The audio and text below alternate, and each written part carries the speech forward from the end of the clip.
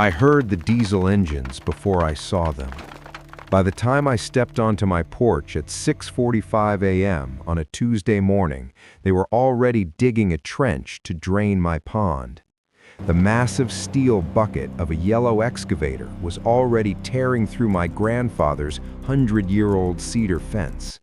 The old wood splintered with a sound like a shotgun blast, echoing across the cold water of my pond.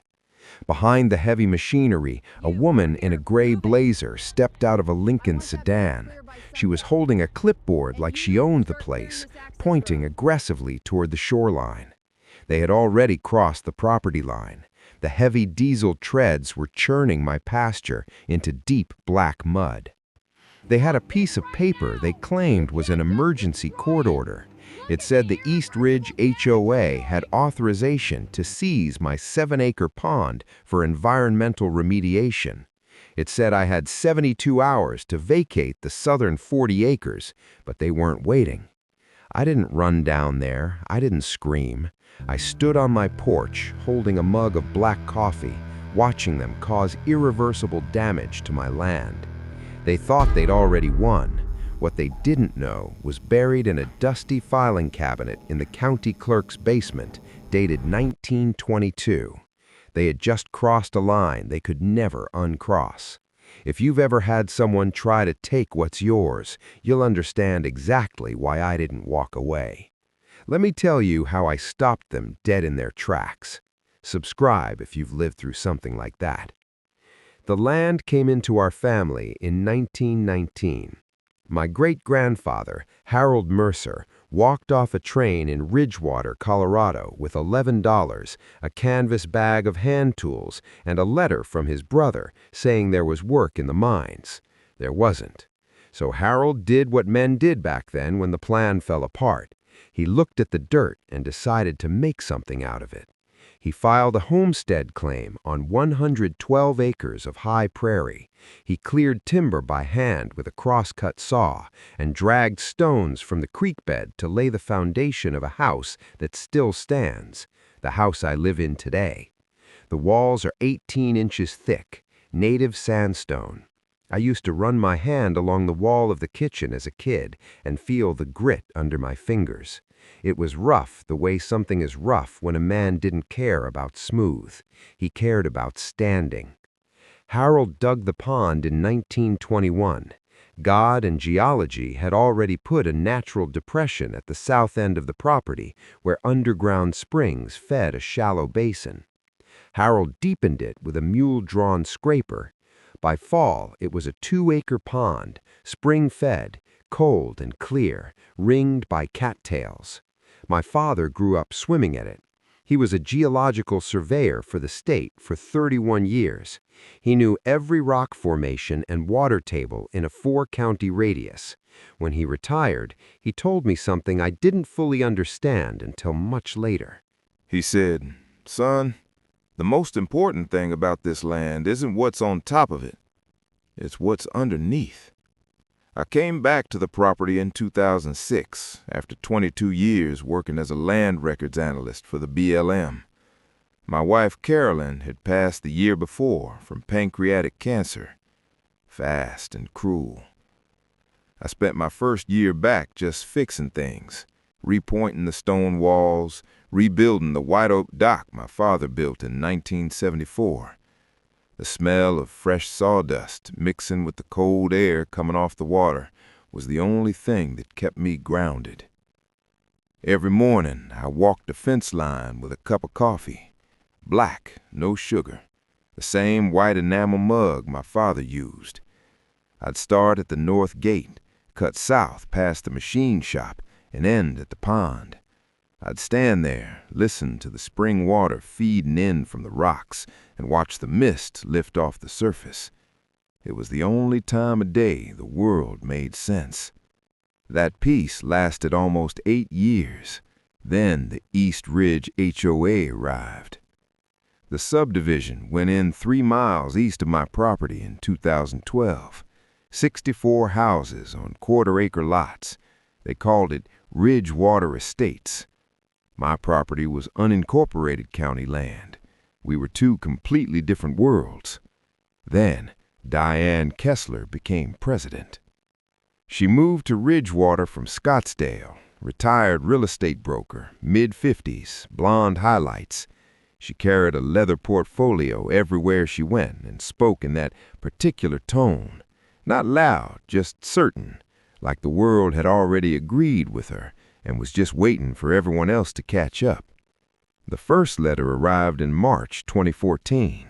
It informed me that my unmanaged water feature represented a mosquito breeding habitat and a liability concern for the HOA. It demanded I install commercial fencing and submit to quarterly visual inspections by their board. I read it twice, set it on the kitchen table, poured another cup of coffee. I didn't respond. The second letter came 3 weeks later. It cited a county environmental code, claiming my pond exceeded allowable surface water accumulation limits and demanded I drain the water level by 18 inches. I called the county environmental office. The clerk checked her database and told me that code didn't exist. It was entirely fabricated. The third contact was in person. Diane drove her white Lincoln up my gravel road on a Saturday morning, parked next to my barn, and walked to my porch without being invited. The gravel crunched loudly under her expensive shoes.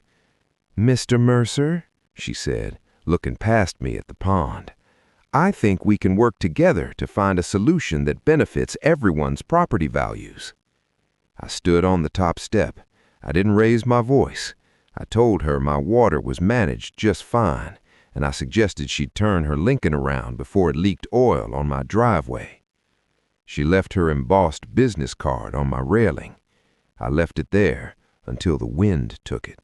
Over the next 6 months, I received 4 more letters. Each one cited a different vague regulation.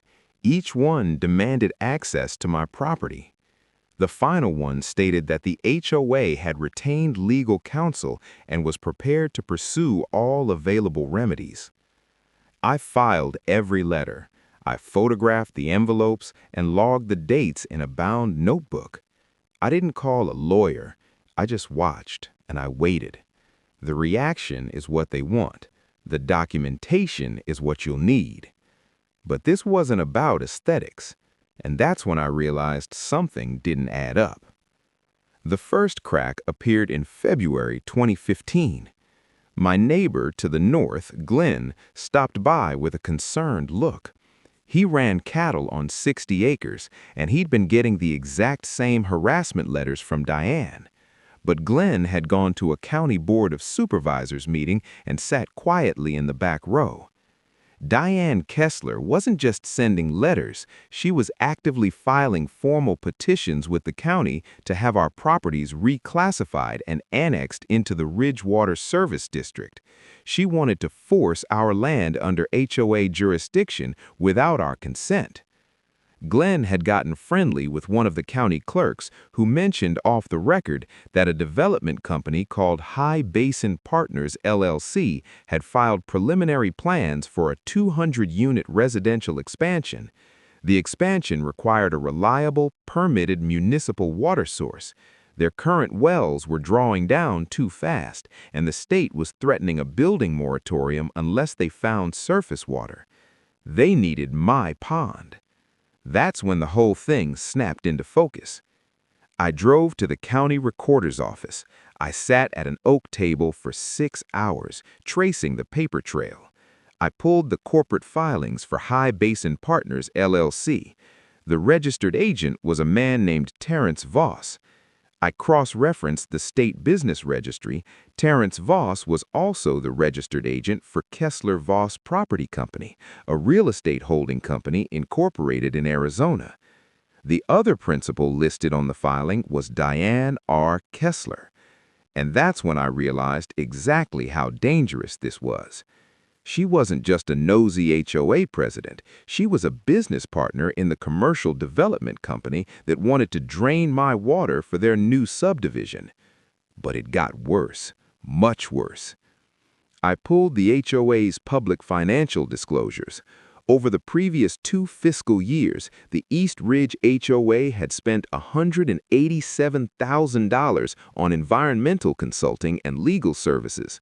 That money came from special homeowner assessments Diane had pushed through the board in closed sessions. She was fleecing her own neighbors.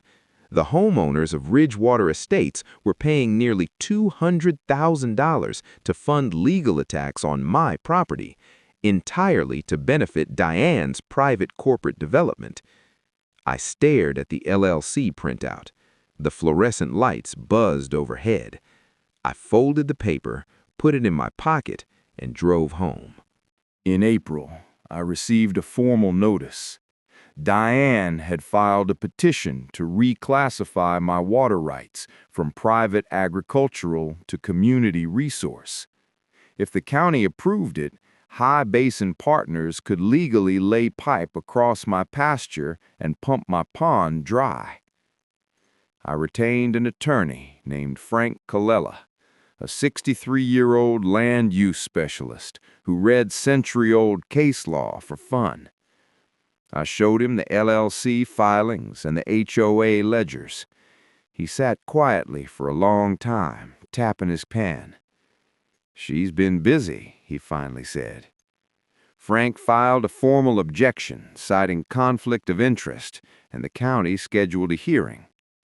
Diane responded by weaponizing the municipal government.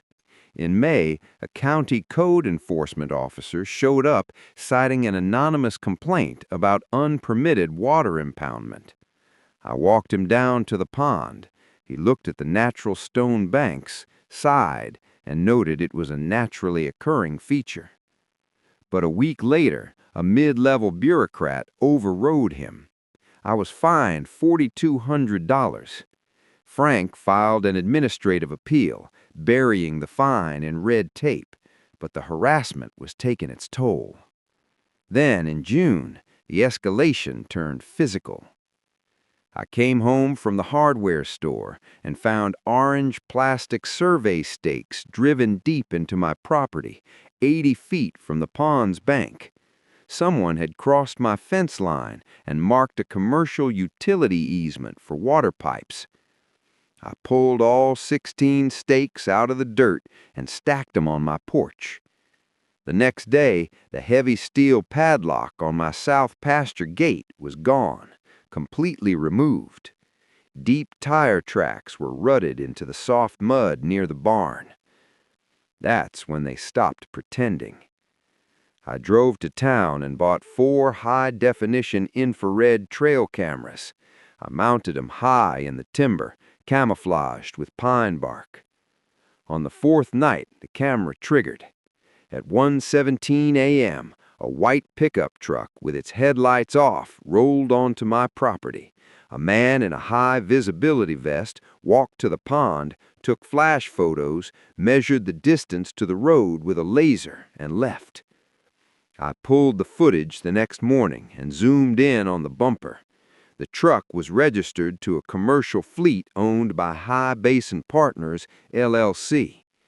I printed the high-resolution frames and put them in my folder. I didn't call the sheriff. Not yet. I let them think they were getting away with it. In August, Diane launched a smear campaign. She sent a glossy letter to all 48 households in the HOA, claiming she had found a critical water infrastructure opportunity that would save their property values. She levied an immediate $3,500 special assessment per household to fund the final legal push to seize my land. Glenn brought me a copy. He stood on my porch, boots dusty from the pasture. "She's not just coming for your water, Earl," he said. "She's robbing her own people blind to do it." But Diane wasn't done. That's when she made her final, desperate move. In October, she filed an action in district court.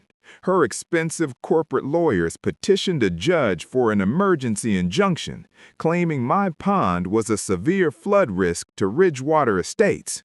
They attached falsified engineering models and requested immediate physical access to my property to begin remediation trenching.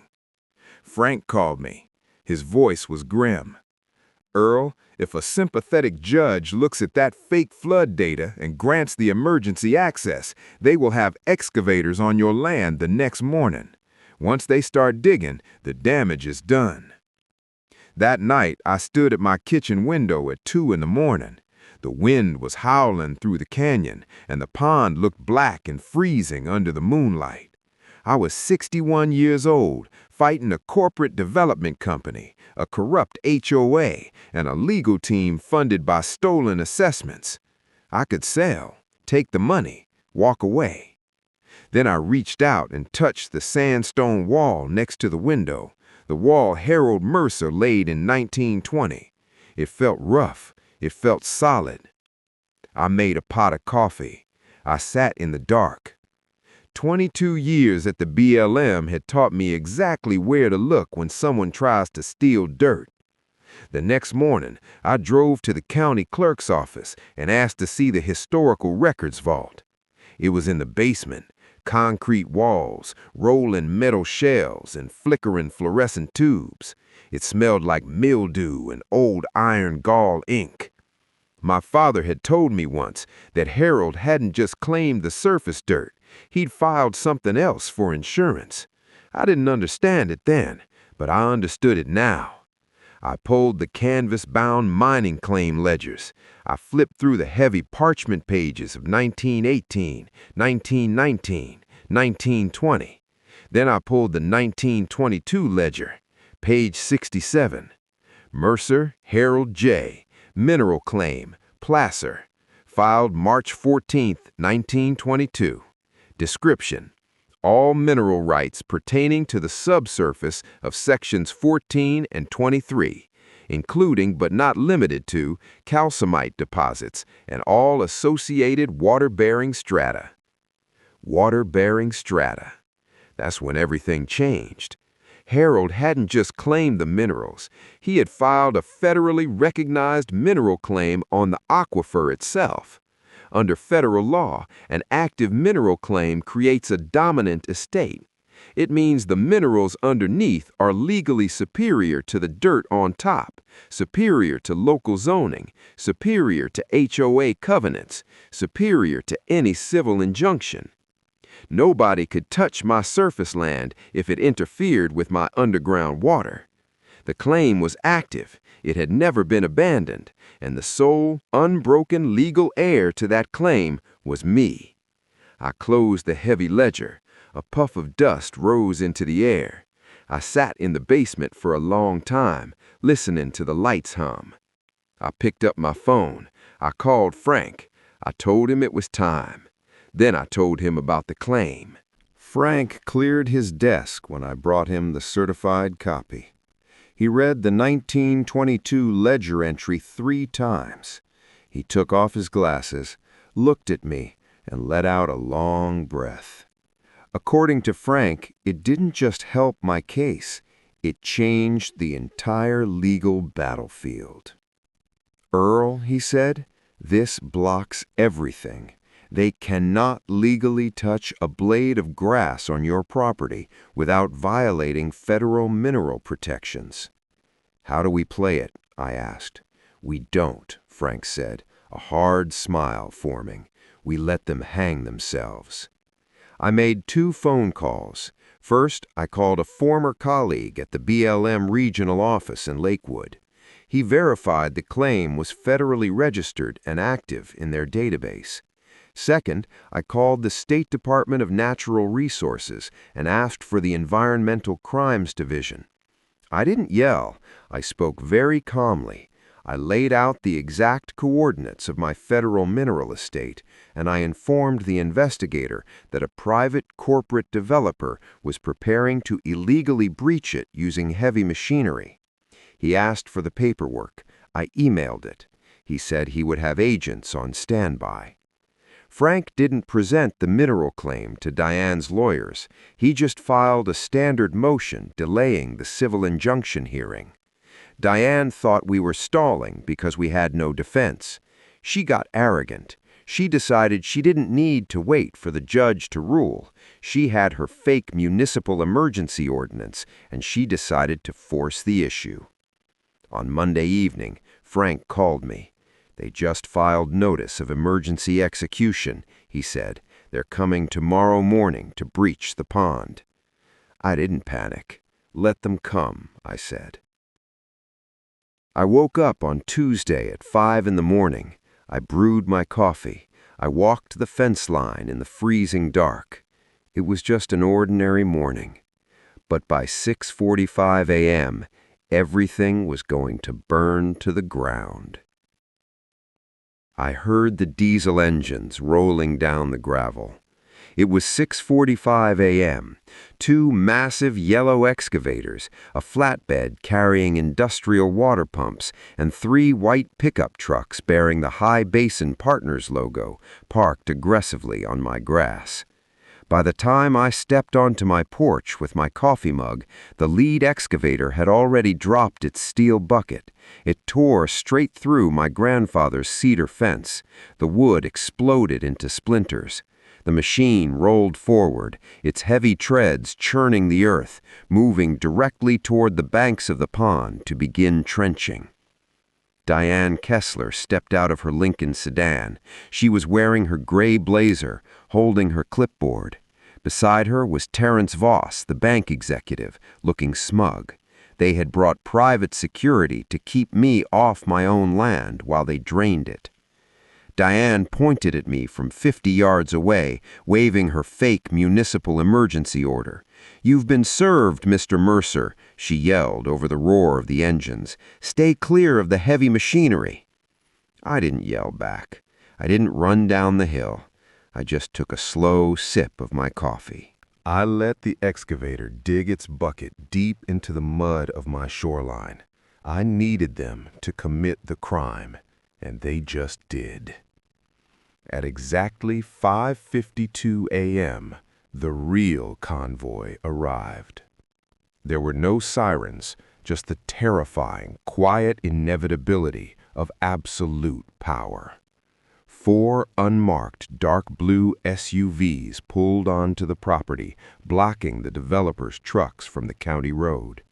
2 white state marshal trucks pulled onto the grass, boxing in the Lincoln sedan.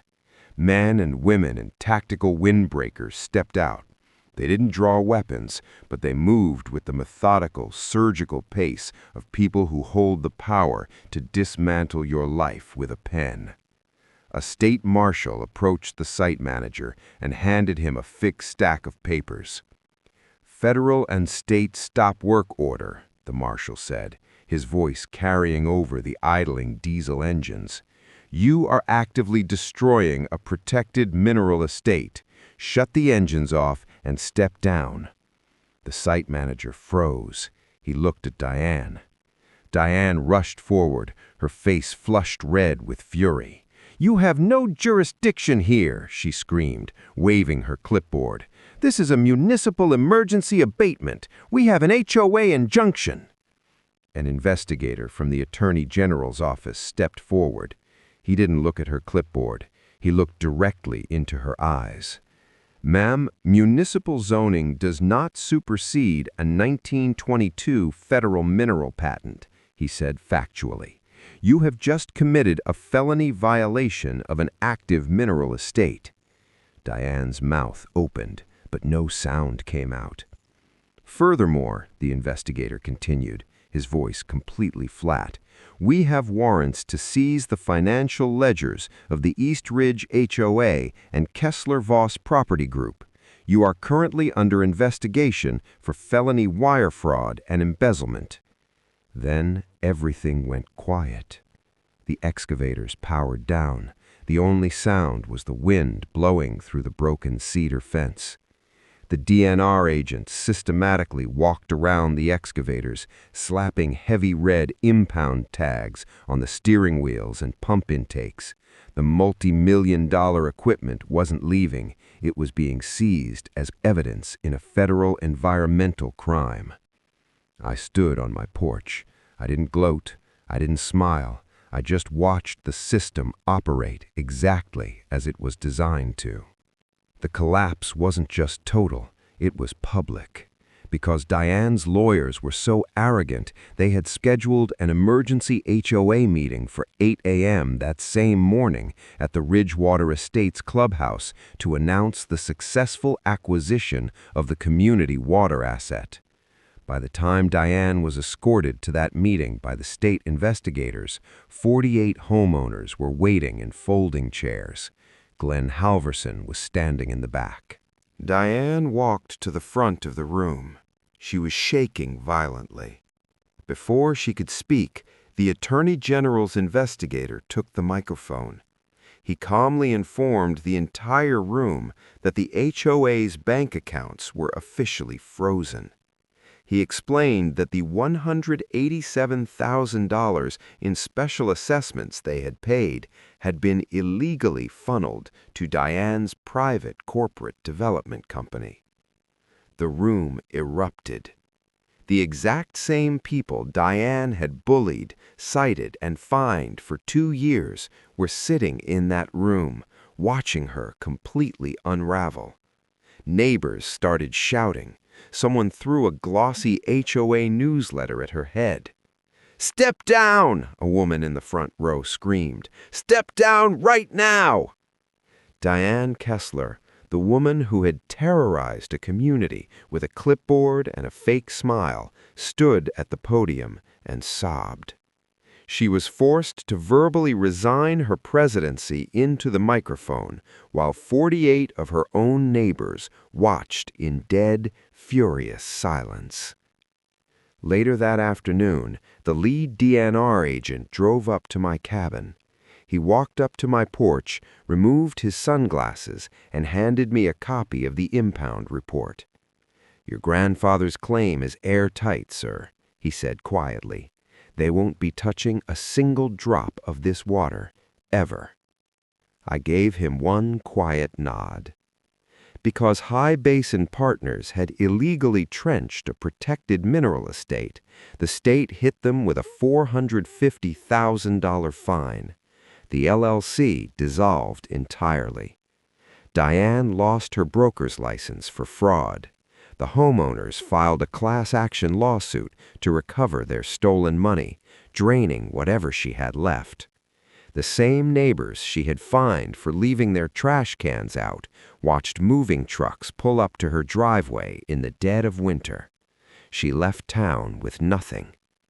As for my property, the developer's insurance paid $85,000 for the destruction of my grandfather's fence. I didn't keep a dime of it. I hired a local crew to rebuild it exactly the way Harold had. I mounted a heavy bronze historical marker on the gate post. It lists the exact date of the 1922 federal mineral claim, permanently warning anyone who drives past that the land is protected. The new HOA board over at Ridgewater Estates sent me a handwritten apology letter. A few of the neighbors came over one weekend with a case of beer. We sat on the dock my father built and watched the sun go down over the water. Life returned to its natural rhythm. This morning, I woke up before the sun. I brewed my coffee. I walked the fence line. The air was bitterly cold, and the new cedar smelled sweet and sharp. The water in the pond was completely still, reflecting the morning light like a sheet of dark glass. The heavy machinery is gone. The noise is gone. The threat is gone. I understand now what my father meant about what's underneath being more important than what's on top. He was talking about roots, the foundational things that hold firm when everything above ground is trying to tear you loose. Harold Mercer filed a piece of paper in 1922 with ink that faded to brown. 100 years later, it held the line. And so did I. Have you ever had someone try to take what belongs to you? Someone who weaponized rules against you until they ran into a wall they couldn't knock down? Tell me your story in the comments below.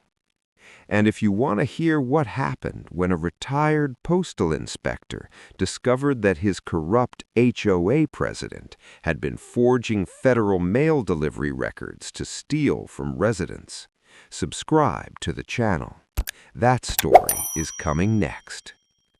I'll be on the porch.